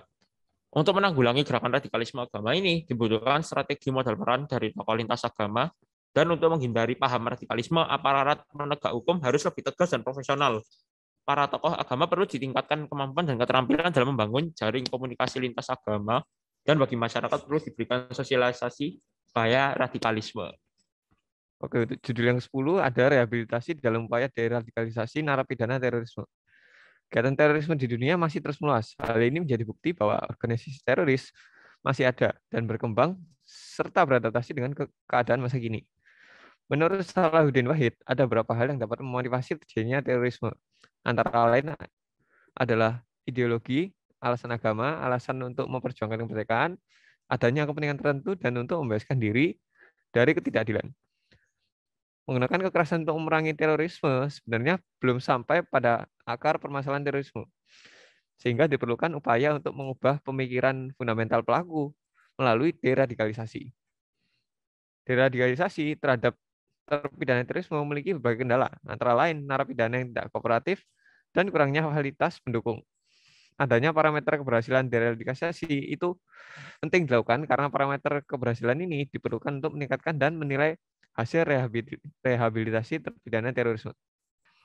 Untuk pembahasannya, jadi saat ini pendekatan yang dilakukan untuk deradikalisasi itu adalah melakukan kekerasan. Tindakan hukum yang bersifat represif justru membuat paham radikal semakin menguat. Oleh karena itu, pencegahan berkembangnya terorisme di Indonesia harus dicegah dengan cara lain, yaitu deradikalisasi. Deradikalisasi ini adalah realisasi pendekatan soft line approach, di mana dilakukan dengan cara mendeteksi jejak dini dan menyasar berbagai lapisan potensial dan berbagai bentuk varian yang relevan bagi masing-masing kelompok yang menjadi sasaran. Deradikalisasi bekerja dengan cara mengubah mindset tentang jihad, ideologi kaku dan radikal yang condong pada penyembuhan psikologis. Tujuannya adalah bukan untuk menekan angka radikalisme, tetapi untuk menjadi poin utama adalah mengokohkan implementasi 4 pilar hidup berbangsa dan bernegara untuk mencapai suatu tujuan dan cita-cita nasional Indonesia. Untuk dapat merehabilitasi pelaku terorisme secara efektif dengan menggunakan konsep radikalisme, diperlukan konsep yang matang dan kompleks. Partisipasi narapidana dan fasilitator adalah adanya prosedur dan modul pembinaan serta evaluasi keberhasilan rehabilitasi menjadi sangat penting dalam proses rehabilitasi ini. Yang ke-11, internet dan terorisme, menguatnya aksi global cyber terrorism melalui new media. Berkembangnya era globalisasi menyebabkan munculnya media komunikasi baru. Media ini dapat disalahgunakan oleh teroris sebagai alat komunikasi. Mereka mulai menyesuaikan kemampuan mereka dengan perkembangan teknologi yang menyebabkan terjadinya transformasi dari media komunikasi konvensional ke media komunikasi baru, yakni internet yang memunculkan fenomena cyber terrorism. Hal ini bisa memunculkan cyberspace, yakni berkumpulnya teroris-teroris dari berbagai negara secara online. Selain itu, media internet juga dapat digunakan oleh kelompok teroris untuk melakukan aksinya, seperti menyebarkan propaganda. Ada banyak media yang digunakan oleh teroris untuk berkomunikasi. Contohnya adalah YouTube, website, sosial media, bahkan game online. Media dan terorisme menjadi dua hal yang menarik karena memiliki benang merah. Benang merahnya adalah kedua aspek tersebut tidak terlepas dari aspek komersial berita. Hal ini menyebabkan adanya relasi simbolik antara keduanya yang bertemu pada titik kepentingan akan kebutuhan informasi dan keinginan untuk diliput oleh media. Kemudian untuk pembahasannya, cyber terrorism adalah penggunaan peralatan jaringan komputer untuk mengganggu sistem infrastruktur negara, baik energi, transportasi operasional pemerintah, atau sejenisnya, atau untuk mengintimidasi pemerintah atau sekelompok masyarakat sipil. Hal ini memungkinkan para teroris hanya membutuhkan komputer yang terhubung ke jaringan internet untuk melancarkan aksinya. Teroris dari berbagai negara dapat bertemu secara online hanya menggunakan cyberspace. Hal ini juga memungkinkan para teroris tidak terbatas faktor geografis untuk melakukan aksinya. Dengan adanya internet, video-video, gambar, maupun perkataan dari kelompok teroris dapat diakses oleh semua orang. Karena proses penyebaran yang tidak melalui gatekeeper, berbeda dari media massa yang menggunakan gatekeeper untuk menyaring informasi yang akan disebar. Ada berbagai media yang dapat digunakan oleh kelompok teroris. Contohnya adalah YouTube, website, sosial media, bukan game online. Adapun jenis-jenis cyber terrorism yang dapat dilakukan adalah mengintimidasi pemerintah dan masyarakat dengan melakukan pembobolan sistem jaringan infrastruktur, melakukan serangan, pembunuhan, ataupun propaganda dengan akurasi yang tinggi tanpa mengekspos tempat dan posisi dari kelompok teroris itu sendiri. Melakukan penyebaran video-video radikalisme, hingga berbagi ilmu dalam melakukan perakitan bom serta penjualan senjata ilegal. Di Indonesia sendiri, aksi cyber terrorisme meliputi penipuan dalam kartu kredit yang dimana uang hasil penipuan tersebut digunakan untuk pendanaan aksi terorisme. Contohnya adalah pengeboman di Bali pada tahun 2002. Yang ke-12, peran Indonesia dalam memerangi terorisme. Indonesia memiliki peran aktif dalam memerangi terorisme. Sudah ada banyak upaya yang dilakukan, mulai dari upaya dengan cakupan internal maupun upaya dengan cakupan eksternal. Bentuk upaya internal yang sudah dilakukan Indonesia antara lain penegakan hukum, pembentukan Badan Nasional Penanggulangan Terorisme, pelibatan TNI dan Polri, serta deradikalisasi. Sedangkan upaya eksternal yang sudah dilakukan Indonesia dapat dibedakan menjadi dua, yaitu bilateral dan multilateral. Jakarta Center for Law Enforcement Cooperation adalah salah satu contoh bentuk kerjasama bilateral antara Indonesia dengan Australia yang dipicu oleh peledakan bom Bali. Upaya penanggulangan terorisme yang dilakukan Indonesia secara multilateral, contohnya adalah penanggulangan teroris melalui UNODC, UN Counter Terrorism Executive Directorate, UN Counter Terrorism Implementation Task Force, serta UN Global Counter Terrorism Strategy. Untuk pembahasannya, Sejak adanya pengeboman WTC di Amerika, banyak negara mulai memerangi terorisme, termasuk Indonesia. Hal ini menjadi masuk akal dan realistis mengingat ada beberapa faktor sebagai berikut. Indonesia adalah salah satu negara yang memiliki ancaman cukup besar karena sudah beberapa kali mengalami teror. Yang kedua, selain dianggap memiliki ancaman yang besar, Indonesia juga diwaspadai karena terdapat salah satu kelompok otak dari aksi-aksi teror, yaitu Jamaah Islamiyah berbasis di Indonesia. Dan yang ketiga, bom Bali tahun 2002 dan bom di Hotel JW Marriott, kebanyakan korbannya adalah orang asing. Hal ini menjadi bukti bahwa teror yang dilakukan Indonesia berskala internasional. Kemudian Indonesia juga melakukan upaya-upaya serius untuk menanggulangi terorisme. Upaya internal yang sudah dilakukan yaitu penegakan hukum. Yang kedua adalah pembentukan turun. Indonesia sudah melakukan berbagai upaya untuk menanggulangi terorisme, salah satunya adalah penegakan hukum. Kemudian yang kedua adalah pembentukan BNPT atau Badan Nasional Penanggulangan Teroris. Badan ini dibentuk untuk mengatur ketentuan lebih rinci tentang rule of engagement. Kemudian yang ketiga, pelibatan TNI dan Polri. Dalam memerangi terorisme, Indonesia juga melibatkan TNI serta Polri. Peran TNI bukan bagaimana tindakan yang dilakukan setelah bom meledak, namun lebih ke arah preventif. Kemudian yang keempat, deradikalisasi. Deradikalisasi adalah cara mengubah ideologi kelompok teroris secara drastis yang bertujuan untuk mengubah seseorang yang awalnya radikal menjadi tidak radikal lagi. Namun ada beberapa kendala yang menjadi hambatan dalam penanggulangan terorisme di Indonesia. Seperti nomor satu, belum adanya payung hukum yang kuat untuk kegiatan intelijen dalam mencegah dan menanggulangi terorisme. Hal ini terjadi karena pemahaman yang sempit bahwa perang melawan terorisme dianggap memerangi Islam. Yang kedua, adanya persoalan ekonomi dan sosial masyarakat Indonesia yang membuat masyarakat Indonesia menjadi mudah dipengaruhi atau direkrut oleh teroris menjadi anggotanya. Yang ketiga, kemajuan teknologi seperti internet dan telepon seluler menyebabkan komunikasi antar kelompok teroris menjadi jauh lebih mudah. Upaya-upaya yang dilakukan Indonesia sudah menunjukkan bahwa peran Indonesia dalam penanggulangan terorisme sudah cukup baik. Dilihat dari hasil-hasil penangkapan pelaku teroris dan pengungkapan kasus teroris di Indonesia. Namun, di samping itu, masih ada hambatan-hambatan yang menyebabkan penanggulangan terorisme masih belum efektif, baik dalam skala internal maupun eksternal. Jadi sekarang untuk deskripsi masalah yang ke-13, yang berjudul tentang urgensi keterlibatan Tentara Nasional Indonesia dalam penanggulangan aksi terorisme. Keberadaan Islamic State of Iraq and Syria, atau yang bisa kita sebut ISIS, dapat mengancam sebuah negara, seperti negara Syria dan Irak. Tindak pidana terorisme yang selama ini terjadi di Indonesia tergolongkan sebagai kejahatan yang serius dan kejahatan luar biasa terhadap kemanusiaan, keamanan negara, ketahanan nasional, dan kedaulatan negara, serta terhadap berbagai aspek kehidupan bermasyarakat, berbangsa, dan bernegara. Sehingga penanggulangan tindak pidana korupsi, pidana terorisme perlu dilakukan secara berkesinambungan, terarah, dan terpadu yang meliputi aspek pencegahan dan pemberantasan guna memelihara kehidupan yang aman, damai, dan sejahtera berdasarkan Pancasila dan UUD NKRI tahun 1945. Karena kita mengenal sistem demokrasi, maka manajemen militer telah bergeser ke arah supremasi sipil, di mana pelibatan militer dalam isu-isu di luar militer harus mendapatkan persetujuan sipil. Supremasi sipil atas Indonesia telah ditegaskan dalam UU Nomor 34 Tahun 2004 tentang Tentara Nasional Indonesia atau UU TNI. Secara tegas dalam pasal 7 UU TNI, tugas pokok TNI dibatasi hanya dua, yakni operasi militer untuk perang atau OPMUP dan operasi militer selain perang atau OMSP. OPMUP jelas terkait dengan tugas pokok TNI dalam menjaga kebutuhan kedaulatan NKRI, sedangkan OMSP terkait bantuan TNI dalam meningkatkan pelayanan sosial TNI kepada masyarakat.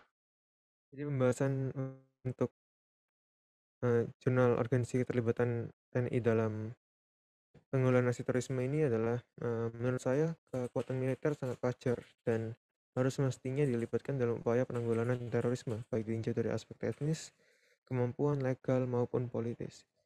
Dalam jurnal yang berjudul Urgensi Keterlibatan TNI dalam Penanggulangan Aksi Terorisme, Yang ditulis oleh Eka Martiana Ulansari dikatakan bahwa secara teknis kemampuan militer mempunyai berbagai kemampuan baik peringatan dini, pencegahan dini, pendidikan maupun pengamanan serta pemulihan situasi wilayah atau masyarakat akibat dari aksi terorisme. Secara sah, militer juga bisa diandalkan untuk memerangi terorisme baik dari aspek hukum domestik maupun internasional. Secara politik, pengarahan kekuatan militer dalam penanggulangan aksi terorisme merupakan suatu keputusan politik yang diambil berdasarkan penilaian gradasi ancaman yang dibuat oleh pengambil keputusan politik. PBB juga telah membuka ruang bagi negara untuk menggunakan kekuatan militer untuk melawan terorisme, misalnya dengan memberikan otorisasi penyerangan ke Afghanistan berdasarkan resolusi Dewan Keamanan PBB. Terlihat adanya teroris merupakan sebuah ancaman keamanan dan keamanan nasional. Dalam hal ini, negara melakukan asesmen terhadap situasi keamanan yang menjadi dasar bagi pengarahan instrumen keamanan, termasuk kekuatan militer dalam penanggulangan aksi terorisme. Jadi, jika negara menetapkan bahwa situasi keamanan telah terancam dan mengambil keputusan politik untuk mengerahkan kekuatan militer, maka harus tidak lagi dilihat sebagai tindak pidana, sehingga undang-undang yang melihat terorisme sebagai tindak pidana tidak berlaku lagi. Lalu ada jurnal tentang terorisme atas nama agama. Ini dimulai dari peristiwa serangan 11 September tahun 2001 yang merupakan serangkaian 4 serangan bunuh diri yang telah diatur terhadap beberapa target di New York City dan Washington DC pada pagi itu. 19 pembajak dari kelompok militan Al-Qaeda membajak 4 pesawat jet penumpang, memicu pembahasan secara luas dan oleh para ilmuwan, wartawan, dan pengambil kebijakan mengenai peranan agama dalam mendorong kekerasan yang dikategorikan sebagai terorisme. Beberapa ilmuwan mengatakan bahwa agama tidak ada hubungannya dengan terorisme. Mereka mengatakan bahwa agama tidak bersalah dan hanya sebagai korban dari para aktivis politik dan tidak bertanggung jawab. Sebagian lagi berpendapat bahwa agama mampu mendorong timbul tindakan-tindakan terorisme. Ada 2 kata yang perlu dijelaskan, yaitu terorisme dan agama. Secara etimologis, terorisme berasal dari kata tere atau bahasa Latinnya, yang berarti menyebabkan gemetar. Dengan demikian, terorisme dimaksudkan untuk membuat orang ketakutan. Berdasarkan dokumen yang ditemukan di dalam koper Muhammad Atta, pimpinan pelaku 9 September tanggal 11, Bruce Lincoln mengatakan bahwa mereka memilih dan menentukan musuh-musuh tidak dari sudut pandang kebangsaan, rasis maupun politik, tetapi sebagai orang-orang yang ditentang atas dasar-dasar yang murni bersifat keagamaan. Dengan memakai terminologi Al-Quran, orang-orang yang ditentang ini disebut sebagai orang-orang kafir, tidak beriman, dan para sekutu setan. Sedangkan mereka adalah orang-orang yang beriman dan hamba-hamba Tuhan yang beriman. Adapun motif mereka berdasarkan instruksi-instruksi yang menuntun hari-hari terakhir mereka sangat-sangat dan secara mendalam bersifat keagamaan. Agama mereka lah yang mempengaruhi Muhammad Atta dan 18 orang lainnya untuk melakukan penyerangan pada 11 September. Oleh karena itu, perbuatan mereka tersebut merupakan tugas yang sakral. Jadi pembahasan untuk jurnal ini, dalam jurnal yang berjudul Terorisme atas Nama Agama ini, yang ditulis oleh Abdul Muiz Naharong, menegaskan bahwa ilmuwan yang banyak membicarakan berhubungan agama dengan terorisme itu adalah David C. Rapoport. David Rapoport telah lama mengatakan bahwa agama merupakan kekuatan mendorong muncul kekerasan yang dikategorikan sebagai terorisme. Oleh karena itu, agama bukanlah khayalan, sesuatu yang tidak nyata, yang tidak mempunyai pengaruh terhadap perbuatan manusia, dan bukan pula suatu faktor yang digunakan oleh para pimpinan kelompok teroris memanipulasi para pengikut mereka yang tidak terpelajar. Juga agama bukanlah suatu kamuflase dari suatu perbuatan yang sebenarnya mempunyai motivasi dan tujuan yang bersifat politik, sebagaimana yang dinyatakan oleh beberapa ilmuwan. Terorisme keagamaan sudah bukan lagi suatu hal yang tidak jelas, dan bukan juga pemberontakan terhadap dunia saat ini. Menurut David C. Rapoport, terorisme agama adalah motivasi yang rasional bagi terorisme. Terorisme yang dimotivasi berdasarkan agama merupakan suatu fenomena yang rasional, yang sudah pernah ada dari zaman dulu kala. Nah, menurutnya juga dipelajari dan dimengerti. Terorisme keagamaan menurut Mark Jurgenmeier bersifat simbolik. Perbuatan terorisme keagamaan dimaksudkan untuk menggambarkan atau merujuk kepada sesuatu yang berada di luar sasaran langsung, misalnya penaklukan besar atau suatu perjuangan yang luar biasa. Pada teroris sudah didoktrin dan dicuci dengan pengertian bahwa musuh yang menjadi sasaran dianggap sebagai setan, musuh spiritual orang-orang yang beriman. Oleh karena itu, tindakan-tindakan terorisme keagamaan bukanlah satu taktik yang diarahkan untuk mencapai tujuan langsung yang bersifat duniawi atau tujuan strategis, tetapi merupakan peristiwa-peristiwa dramatis yang dimaksudkan untuk memperlihatkan atau menunjukkan makna simbolik mereka. Dengan menganalisis simbol, ritus atau drama yang sakral dapat digunakan untuk menganalisis sebagai tanda-tanda yang terdapat dalam tindakan terorisme keagamaan. Jadi menurut saya sendiri, agama itu bukanlah merupakan faktor utama yang bisa disalahkan dalam memicu kegiatan terorisme keagamaan. Tetapi ajaran-ajaran agama yang ditangkap atau terlalu dangkal untuk dimengerti orang-orang yang bisa dengan mudah mengikuti sumber dari orang lain dan bukan dari kitab suci, itulah merupakan penyebab utama dan atau prakondisi timbul tindakan terorisme suci atau keagamaan. Sedangkan faktor pemicunya atau pendorongnya adalah peristiwa-peristiwa khusus, baik yang terhubungan dengan faktor agama maupun yang tidak. Terorisme keagamaan karena terjadi dalam konteks yang bermacam-macam tidak dapat dihindari, bisa juga dimotivasi oleh faktor politik dan faktor-faktor lainnya. Hal ini harus diakui karena dalam bertindak manusia didorong oleh berbagai macam motif. Hanya saja dalam terorisme keagamaan yang dominan adalah motif keagamaannya. Dan ada deskripsi kasus terhadap kriminalisasi terorisme di Indonesia dalam era globalisasi. Terorisme masih tidak begitu jelas kapan istilah ini telah menjadi perbendaharaan kata yang demikian akrab bagi sebagian besar penduduk di muka bumi ini. Secara agak berlebihan, ada yang berpendapat bahwa mungkin tidak salah kalau kita mengatakan bahwa dalam sejarah umat manusia adalah rangkaian yang tidak terputus dari aksi teror yang terjadi dari bentuk yang satu ke bentuk yang lain, dari tempat yang satu ke tempat yang lain, dan dari orang yang satu ke orang yang lain. Terorisme sampai saat ini masih belum ada definisi secara universalnya karena banyak ilmuwan yang masih mengartikan dengan sangat beragam dan masih luas dari kejadian-kejadian nyata yang dianggap sebagai kegiatan terorisme. Kasus terorisme 11 September di Amerika Serikat tersebut sebenarnya tidak terlepas dari proses globalisasi yang sedang berlangsung sampai saat ini. Para teroris tersebut ternyata mampu menggunakan perkembangan ilmu dan teknologi untuk mencapai tujuannya. Globalisasi terjadi akibat penemuan dan peningkatan ilmu dan teknologi terutama di bidang informatika yang demikian pesat. Menurut Profesor Tias Susanto, globalisasi dapat mempengaruhi peningkatan mobilitas orang, modal, kultur, baik yang bersifat lokal, nasional, bahkan internasional.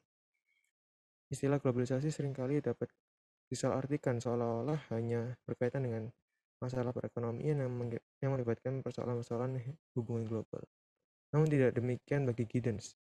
Globalisasi bukan hanya atau bukan terutama tentang ketergantungan ekonomi, tapi tentang transformasi waktu dan ruang dalam kehidupan kita.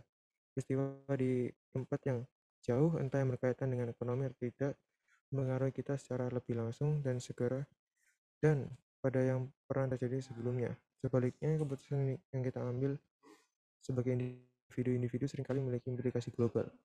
Kebiasaan makan masing-masing individu misalnya mengaruhi para produsen makanan yang mungkin hidup di sisi lain dunia ini. Merujuk pada pendapat Giddens bahwa globalisasi pada dasarnya adalah suatu proses transformasi ruang dan waktu dalam kehidupan kita. Maka sebenarnya proses transformasi yang terjadi dalam proses globalisasi akan menyentuh semua aspek kehidupan manusia, termasuk dalam bidang hukum. Oleh karena itu, dalam setiap proses globalisasi, suatu negara akan menghadapi masalah di bidang hukum terutama yang berkaitan dengan persoalan pergeseran nilai-nilai dan paradok nilai-nilai akibat masuknya nilai-nilai baru dari luar, serta persoalan bagaimana hukum dituntut untuk merespon terjadinya pergeseran ataupun perubahan nilai-nilai tersebut dalam program legalisasi nasionalnya. Setidak-tidaknya mengusahakan pembaruan hukum melalui pendekatan harmonisasi hukum. Dalam beberapa hal, perkembangan hukum di Indonesia sebenarnya juga tidak dapat dilepaskan dari konteks proses. Oke, jadi untuk pembahasan dari jurnal ini yang berjudul Kriminalisasi Terorisme di Indonesia dalam Era Globalisasi yang dituliskan oleh Muhammad Arif Setiawan, dapat disimpulkan beberapa hal sebagai berikut. Yang pertama, bahwa belum ada batasan pengertian terorisme yang dapat diterima oleh berbagai pihak karena masing-masing mempunyai sudut pandang sendiri dalam memberikan pengertian terorisme. Yang kedua, meskipun belum ada batasan pengertian yang sama mengenai terorisme, namun sejak dikeluarkannya ECST tahun 1937, pengertian terorisme yang sebelumnya dianggap sebagai kejahatan setiap negara, pengertiannya telah bergeser ke arah sebagai kejahatan terhadap kemanusiaan. Dan yang ketiga, bahwa kejahatan terorisme tidak lagi dianggap sebagai masalah lokal, nasional maupun regional, namun sudah dianggap oleh masyarakat internasional sebagai suatu masalah internasional. Dan yang keempat, proses kriminalisasi terorisme di Indonesia tidak terlepas dari dinamika proses globalisasi yang terjadi. Sebagai bagian dari masyarakat dunia, Indonesia juga tidak terlepas dari situasi global yang terjadi. Dan yang kelima, ada 3 macam cara yang ditempuh dalam merumuskan tindak pidana terorisme dalam Perpu nomor 1 tahun 2002, yaitu pertama dengan mengadopsi dari konvensi internasional, dan kedua mengadopsi dan memperluas dari undang-undang yang lain yang sudah ada sebelumnya. Yang ketiga adalah merumuskan bentuk kejahatan baru yang dikategorikan sebagai tindak pidana terorisme. Berikut akan dilanjutkan dengan jurnal ke-16, yaitu Ketahanan Nasional Menghadapi Ancaman Lone Wolf Terrorism di Jawa Barat. Beberapa kelompok organisasi terorisme di Jawa Barat dapat disebutkan di bawah ini. Pertama, Darul Islam. Terlepas dari adanya propaganda Timur Tengah untuk mendirikan sebuah kekhalifaan, Indonesia telah mengalaminya terlebih dahulu. Fenomena terorisme bukan menjadi hal yang baru terjadi di Indonesia, khususnya di wilayah Jawa Barat. Hal ini tidak terlepas dari sejarah kelompok ekstremis yang sejak dulu telah hadir di tengah-tengah kehidupan bermasyarakat di Jawa Barat. Alih-alih untuk mendirikan negara Islam, Indonesia menjadi sebuah gerakan ekstremis yang dipelopori oleh organisasi yang dahulu dikenal dengan nama Darul Islam. Organisasi ini disebut juga sebagai pemberontakan kelompok Islamis di tahun 1950-an yang memiliki basis perlawanan di Jawa Barat. Organisasi ini dipimpin oleh seorang tokoh bernama Sekar Madji Marjan Kartosuwirjo, di mana ia adalah tokoh dalam sebuah partai Islam, yakni Partai Masyumi, yang terkenal akan sifat intoleransinya terhadap penjajah saat itu, Belanda. Terlepas dari gerakan 79 Tiara Firdaus Jafar, Arvin Sudirman, Afabil Rifawan, Ketahanan Nasional Menghadapi Ancaman Lone Wolf Terrorism di Jawa Barat, pemberontakan setelahnya, bagaimanapun, DI menjadi kelompok pejuang untuk mengusir penjajah dari tanah Indonesia. Lalu untuk pembahasan kasusnya, berdasar jurnal yang berjudul Ketahanan Nasional Menghadapi Ancaman Lone Wolf Terrorism di Jawa Barat, dapat ditarik simpulan sebagai berikut. Pertama, terjadinya pergeseran gerakan terorisme berbasis jaringan atau transitional organized crime ke lone wolf terrorism di Jawa Barat merupakan pola yang sama dilakukan di daerah konflik di Irak dan Suriah. Hal tersebut disebabkan oleh diputuskannya komunikasi struktural organisasial antar anggotanya serta perekrutan dilakukan secara acak tanpa mempertimbangkan latar belakangnya. Sehingga eksistensi kelompok terorisme yang berbasis jaringan berupa transnasional organized crime bukanlah lagi merupakan satu-satunya objek dan ancaman terorisme di Jawa Barat. Kedua, dengan munculnya lone wolf terrorism, status keamanan wilayah Jawa Barat semakin rentan karena sulitnya mendeteksi gerakan para lone wolf, sehingga menjadi faktor penghambat untuk menindak objek baru dalam perkembangan sejarah terorisme di Jawa Barat. Lone wolf jauh lebih mengancam karena mereka sangat tertutup dan pelakunya berkamuflase di tengah-tengah masyarakat. Sehingga aturan dan penanggulangannya pun harus lebih hati-hati dan proporsional. Setiap orang berkemungkinan menjadi lone wolf teroris. Keberadaan lone wolf yang tidak menempati suatu wilayah khusus menyatakan bahwasannya ancaman berada di tengah-tengah kita sebagai masyarakat. Sehingga tingkat kewaspadaan dan koordinasi kepada aparat keamanan harus ditingkatkan di wilayah Jawa Barat. Lalu untuk deskripsi kasus jurnal yang ke-17, dengan judul Jurnal Meningkatkan Penanggulangan Radikalisme Guna Mewujudkan Sistem Keamanan dalam Rangka Ketahanan Nasional. Perkembangan radikalisme di Indonesia telah melahirkan tindakan kekerasan dan aksi terorisme. Aksi terorisme di Indonesia mulai meningkat intensif sejak tahun 2000, yang ditandai dengan sejumlah kasus peledakan bom, antara lain bom terhadap Dubes Filipina dan peledakan di malam Natal tahun 2000. Terhadap 30 gereja di 22 kota di Indonesia. Perkembangan mutakhir, ada sejumlah peristiwa terorisme atau rencana aksi teroris yang dilakukan oleh kelompok yang tidak terkait langsung dengan struktur organisasi di atas atau hanya memiliki hubungan fisik.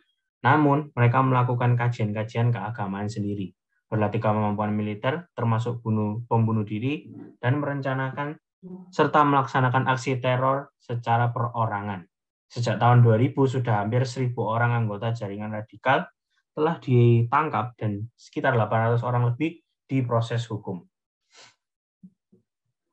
Untuk pembahasan kasus jurnal ke-17, berdasarkan jurnal yang berjudul Meningkatkan Penanggulangan Radikalisme Guna Mewujudkan Sistem Keamanan Nasional dalam Rangka Ketahanan Nasional yang telah dirangkum, maka dapat ditarik beberapa kesimpulan sebagai berikut. Pertama, radikalisme merupakan paham yang menghendaki perubahan, pergantian, dan penjebolan terhadap suatu sistem di masyarakat sampai ke akarnya dan menggunakan cara-cara kekerasan. Kedua, gerakan radikalisme yang disertai dengan tindakan anarkis sangat berpengaruh terhadap kondisi stabilitas politik yang kondusif dan dinamis. Ketiga, Indonesia yang memiliki keragaman etnik dan suku bangsa dengan beragam pemikiran, keinginan, dan kesenjangan perekonomian, bahkan dengan mayoritas masyarakat yang masih berada pada tingkat perekonomian menengah ke bawah, sangat mudah dan rentan dimasuki berbagai paham, khususnya paham radikal. Keempat, dinamika globalisasi di bidang teknologi, khususnya teknologi informasi yang begitu pesat, semakin membuka peluang bagi tumbuh dan berkembangnya paham radikalisme, khususnya pada generasi muda. Lalu untuk jurnal yang ke-18 dengan judul Upaya Penanggulangan Terorisme ISIS di Indonesia dalam Melindungi Keamanan Nasional. Badan Intelijensi Nasional atau BIN dalam melaksanakan fungsinya ialah terkait hal mendeteksi terjadinya serangan teror. Pada dasarnya pihak BIN sebenarnya dapat deteksi adanya ancaman teror, namun belum tentu dapat memprediksi kapan serangan akan dilakukan. Karena serangan teroris tidak mengenal ruang, waktu, dan sasaran, sehingga sulit untuk mendeteksinya. Misalnya, sinyal potensi aksi teror didapat setelah BIN menemukan bahwa ada ratusan alumni ISIS kembali ke tanah air. Di samping itu ditemukan juga adanya pelatihan-pelatihan oleh kelompok radikal. Di saat yang bersamaan terdapat 423 mantan narapidana kasus terorisme yang telah dibebaskan. Bila membandingkan dengan negara asing, di Inggris, fungsi intelijen yang terkait dengan kejahatan terorisme diatur dalam Intelligence Service Act 1994. Pengaturan tersebut menyatakan bahwa salah satu fungsi intelijen adalah untuk melakukan langkah-langkah preventif, termasuk penangkapan dan penahanan terhadap kemungkinan terjadinya kejahatan serius maupun yang terkait dengan keamanan nasional. Namun, demikian pengaturan terhadap keterlibatan intelijen tersebut menyebabkan terjadinya beberapa kasus pelanggaran HAM yang berupa penyiksaan maupun penahanan tanpa peradilan. Misalnya kasus Binyan Muhammad yang selama 7 tahun dipenjara di Guantanamo, di mana penahanannya tanpa melalui proses peradilan terlebih dahulu. Pembahasan kasus untuk jurnal yang ke-18 ini berdasarkan jurnal yang berjudul Meningkatkan Penanggulangan Radikalisme guna mewujudkan sistem keamanan nasional dalam rangka ketahanan nasional, mengingat besarnya bahaya ancaman ISIS terhadap kedaulatan negara, maka sudah seharusnya sistem penanggulangan terorisme ditingkatkan menjadi lebih tegas lagi. Karena bagi Indonesia, keberadaan ISIS sangat mengancam sendi-sendi kehidupan berbangsa, bernegara, dan bermasyarakat. Beberapa hal yang harus menjadi fokus dan dioptimalkan oleh pemerintah dalam penanggulangan terorisme di Indonesia ialah dengan meningkatkan, menyempurnakan sumber daya yang telah dimiliki secara signifikan, terutama terkait masalah anggaran dan regulasi yang ada. Sementara program yang perlu ditingkatkan adalah program deradikalisasi terorisme. Untuk pembahasan makro, sebenarnya intinya adalah kumpulan dari semua 18 lain sudah dikerjakan. Jadi tidak perlu kami jabarkan lagi.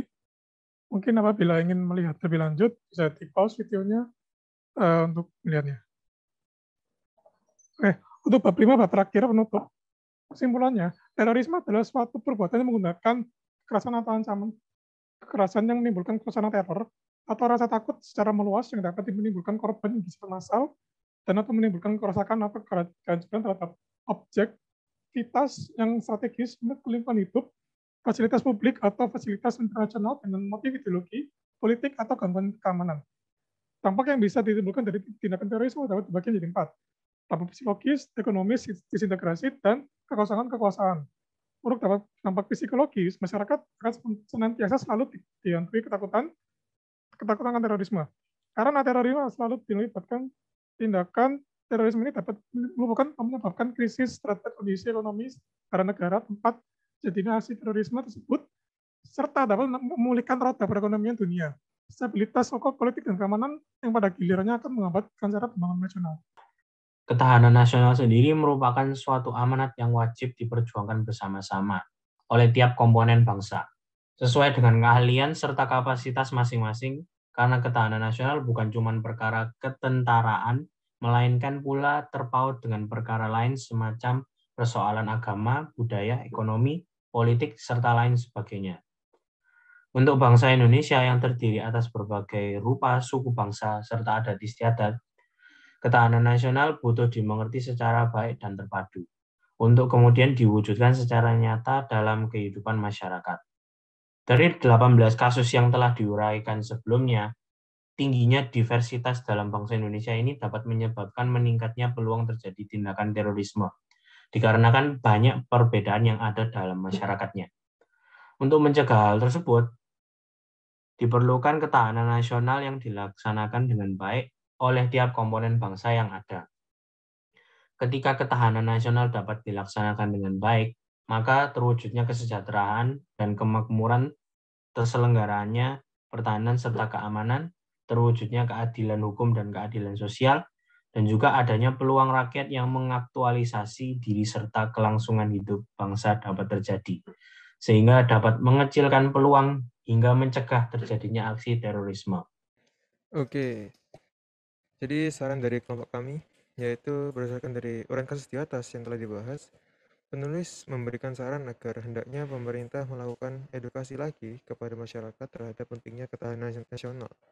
Hal ini harus dibina serta dikembangkan secara terus-menerus agar kehidupan masyarakat semakin terjamin, karena ketahanan nasional menjadi tanggung jawab seluruh masyarakat suatu negara. Di Indonesia sendiri, ancaman terhadap ketahanan nasional dapat datang dari manapun, dan salah satu contohnya adalah terorisme. Untuk itu, sangat penting memahami konsep ketahanan nasional sehingga terjadinya hal-hal seperti terorisme dapat terhindar. Oke, berikut adalah daftar pusaka yang kami gunakan para makalah ini. Kami mengambil dari berbagai website untuk menjadi sumber dari makalah kami. Oke, terima kasih telah menonton video kami ini. Mohon maaf apabila videonya memang panjang. Mungkin penonton dapat mendapatkan sesuatu dari makalah pendidikan ini agar kita dapat memerangi ancaman terorisme yang ada di Indonesia. Terima kasih.